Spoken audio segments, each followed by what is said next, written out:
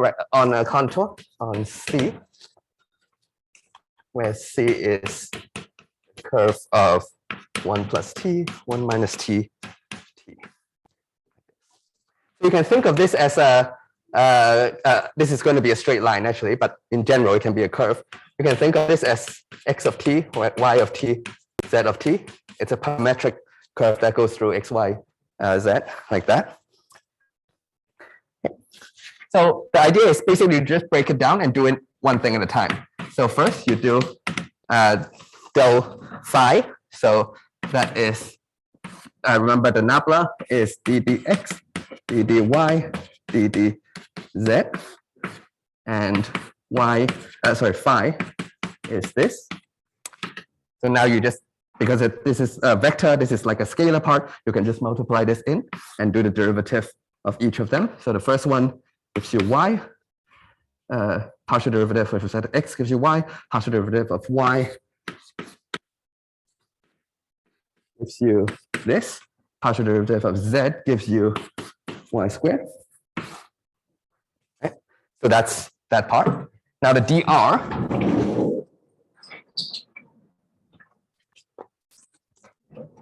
is, now r is a function of t, right?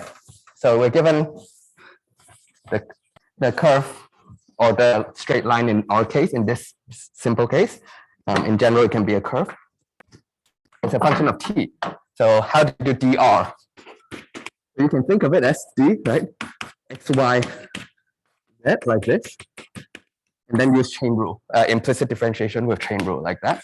So x was, so it was 1 minus, so yeah, so now this becomes d of x of t, right? So d of 1 minus t, d of 1 plus, did I swap it around?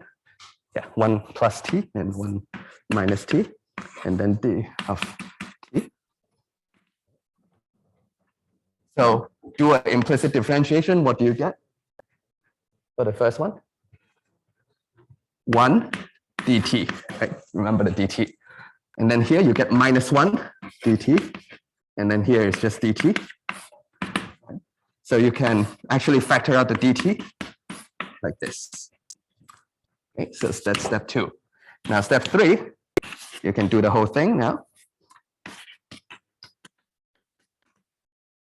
Okay, so integrate my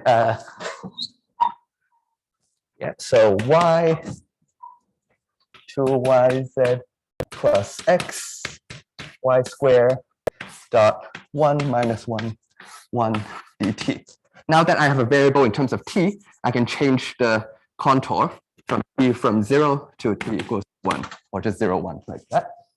Okay, and now because I'm integrating along the path, along that line, so all the x, y, z's are going to take the value of the value on the line, right? Because I'm integrating, from here to here like this. So along x, y, z, along this line is basically this, right? So I can plug in these numbers over here, and I just have a function of t, and I can just integrate that. I'm almost out of time, so just to get you an idea, that will become a whole integral. Yeah, just to save time. Yeah, just plug in, for example, y equals to 1 minus t, 1 minus t plus 2, 1 minus t, and then z is t plus x is 1 plus t, etc. Right? dt from 0 to 1.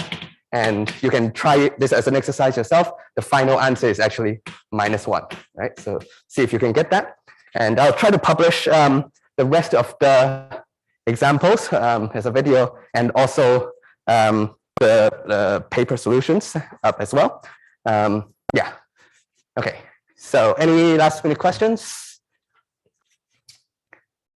Okay. If not, hope this has been useful. It's a great quarter. Yeah, it's a pleasure teaching you guys. Let me know if you have any questions in your revision, and good luck. All right. See you.